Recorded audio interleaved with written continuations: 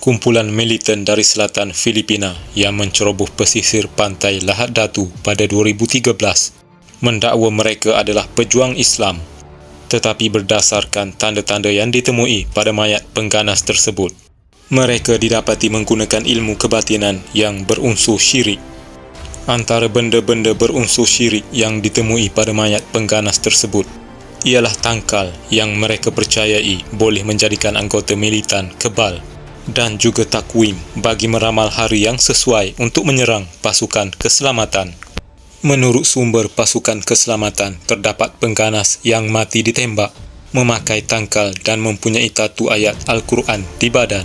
Mereka mungkin kebal dengan peluru, tetapi tidak setiap masa. Malah jika kulit mereka tidak lut, namun letupan mortar mampu membunuh mereka, katanya.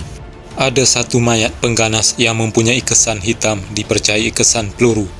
Namun kemungkinan kematian pengganas itu disebabkan luka dalaman akibat bunyi dan letupan mortar.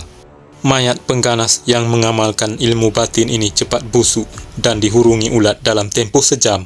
Jika manusia biasa, ulat akan hurungi mayat itu jika dibiarkan lebih dari 2 hari atau 3 hari.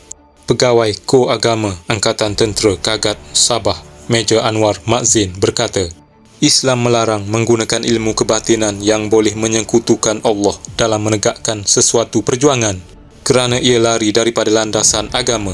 Beliau berkata perbuatan itu boleh merosakkan akidah sekaligus menjadikan perjuangan mereka adalah perbuatan sia-sia. Perbuatan memuja sesuatu ilmu seperti untuk kebal adalah salah di sisi Islam. Islam tidak menerima perjuangan seperti itu, biar apapun niat dan matlamatnya. Kata beliau yang turut terlibat dalam operasi daulat dalam membenteras kumpulan pengganas tersebut, sebagaimana yang dipetik dari artikel Astro Awani. Beliau berkata soal ajal dan maut adalah di tangan Allah dan tiada siapa atau kuasa yang dapat mengubahnya.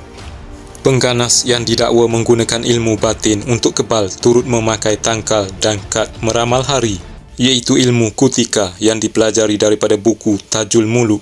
Dan perkara tersebut disahkan Timbalan Ketua Polis Negara Tan Sri Khalid Abu Bakar.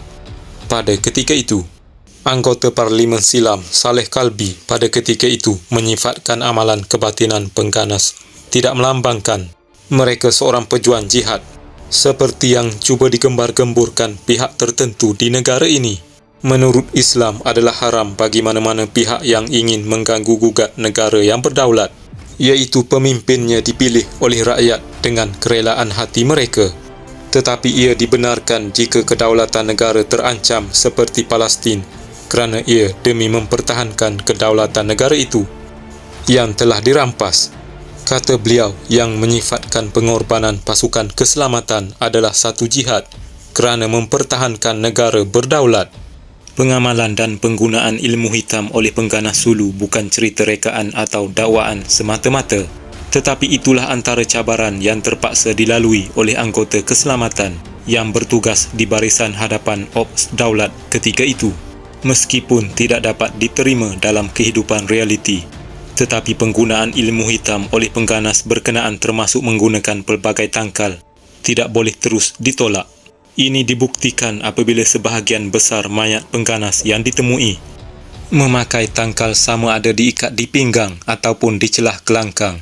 Walau bagaimanapun, dengan menaruh keyakinan kepada Allah dan berjuang dengan ikhlas, pasukan keselamatan tetap berjaya menewaskan musuh-musuh berkenaan meskipun mereka menggunakan ilmu syaitan. Menurut sumber, usaha gempur pengganas Sulu dalam Ops Daulat sebenarnya amat mencabar memandangkan terdapat dalam kalangan mereka mengamalkan kepercayaan karut tersebut. Pengganas seakan-akan kebal apabila pasukan keselamatan terpaksa menembak bertalu-talu bagi menumbangkan mereka. Satu tembakan sahaja tidak akan membuatkan pengganas itu tewas, katanya. Menurut sumber itu, usaha menjejaki pengganas berkenaan juga pada mulanya agak buntu kerana pasukan keselamatan tidak dapat mengesan tempat persembunyian musuh. Dalam pada itu, katanya, pasukan keselamatan juga pernah dikejutkan dengan kelibat 2 pengganas Sulu berpakaian hitam dan putih mara ke arah pasukan keselamatan yang melepaskan tembakan tetapi tidak mengenai mereka. Apabila dilaungkan azan, barulah kelibat itu hilang dan pasukan keselamatan dapat mara, katanya. Sementara itu, seorang penduduk tempatan berbangsa Suluk yang hanya ingin dikenali sebagai Pak Amril berkata, antara tangkal yang dipakai pengganas Sulu tersebut dikenali Al-Quran Istanbul yang kononnya akan membuatkan seseorang menjadi kebal.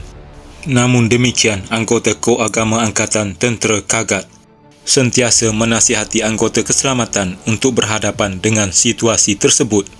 Anggota keselamatan pada ketika itu sentiasa dinasihatkan untuk memohon pertolongan Allah sebelum memasuki kawasan operasi untuk memburu pengganas Sulu.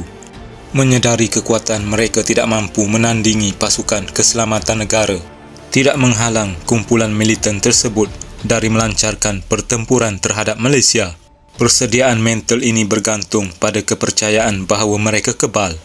Memetik artikel dari media sosial, beberapa bomoh tempatan yang pernah berurusan dengan komuniti dari selatan Filipina berkata mereka amat mempercayai kuasa mistik, termasuk keupayaan untuk menggaibkan diri dan tidak loot senjata, dengan menamakan beberapa bahagian di Sulu di mana kumpulan militan akan mendapatkan tangkal dan azimat. Bomoh itu berkata pernah beberapa kali perkhidmatan mereka digunakan untuk memperbaharui kekuatan kuasa mereka ketika ditunjukkan gambar-gambar tangkal dan azimat pada mayat tentera Sulu yang telah mati serta barangan yang dikumpulkan oleh pasukan keselamatan yang membersihkan kawasan pertempuran. Bomoh itu berkata kumpulan pengganas percaya barangan itu mampu membantu mereka menewaskan anggota keselamatan Malaysia. Barangan yang digunakan oleh mereka untuk gaib dan kebal termasuk tulang kucing hitam. Difahamkan anggota keselamatan berkata mereka ternampak tulang diikat pada pelvis dan bahagian anggota lain pada badan tentera Sulu. Segelintir militan yang menceroboh negara ini diberi tangkal oleh pemimpin mereka yang menjanjikan selagi barangan itu kekal pada mereka, pasukan keselamatan tidak akan berupaya mengesan mereka atau tercedera jika ditembak. Di atas kepercayaan inilah mereka kelihatan tidak gentar walaupun berdepan beberapa batalion anggota keselamatan, kata dua bomoh berketurunan Sulu ketika itu. Mereka menjelaskan kucing hitam itu akan ditanam hidup-hidup dalam lubang dengan kedalaman tidak lebih 3 kaki selama 7 hari dan setiap hari mentera khas akan turut dibacakan. Pada hari ke-7, bangkai kucing itu akan digali dan tulangnya diambil untuk melupuskan kekebalan musuh.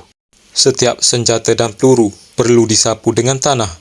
Sambil berkata daripada tanah kita datang, kepada tanah juga kita kembali. Bagaimanapun, bomoh itu berkata kekebalan itu akan terhapus sebaik pemakainya makan, minum, buang air atau mengeluarkan mani. Mereka perlu memulakan semula proses itu jika mereka melakukan mana-mana perkara tersebut dan berkemungkinan besar juga mereka mengambil dadah kerana mereka memerlukan kekuatan tambahan lagipun mereka ditegah daripada makan dan minum. Bomoh itu berkata pengganas itu juga akan mengikat kulit ular yang baru bertukar kulit di pinggang untuk menggaibkan diri daripada pandangan musuh. Ketika ular berada pada peringkat akhir bertukar kulit, mereka akan menarik kulit tersebut. Kulit itu kemudian diikat di keliling pinggang mereka. Bagaimanapun dipercayai, pemakai akan kehilangan kuasa gaib jika dia mandi menggunakan air laut atau sungai. Kumpulan penembak tepat pengganas Sulu dipercayai turut melibatkan wanita. Satu sumber memberitahu kumpulan wanita Sulu yang berusia lingkungan awal 20-an difahamkan amat arif dalam penggunaan senjata dan mereka hanya mengambil masa singkat untuk mempelajari seluk-beluk penggunaan senapang. Kumpulan pengganas itu didakwa menggunakan tenaga penembak tepat wanita bagi memberi laluan kepada golongan lelaki untuk bertempur dengan pasukan keselamatan, kata sumber tersebut kepada Cosmo. Kata sumber itu lagi, senjata yang digunakan oleh pasukan penembak tepat pengganas Sulu itu kebanyakannya daripada jenis rifle M14 dan M1 yang turut digunakan oleh askar-askar Amerika Syarikat, manakala saiz peluru yang digunakan bagi rifle M14 dan rifle M1 adalah sebesar 7.62 mm. Menurut sumber, kesemua penembak tepat wanita yang direkrut oleh Kiram adalah 8 orang. Ada di antara pengganas wanita Sulu ini telah ditembak mati oleh pasukan keselamatan. Manakala di dalam gambar ini adalah pengganas wanita Sulu yang telah menyerah diri kepada pasukan keselamatan. Ada kisah yang mengatakan wanita ini telah ditembak bertalu-talu sehingga rumah persembunyiannya runtuh. Beliau kemudiannya melarikan diri ke hutan dan menyerah diri selepas kebuluran kerana ketiadaan makanan. Sekian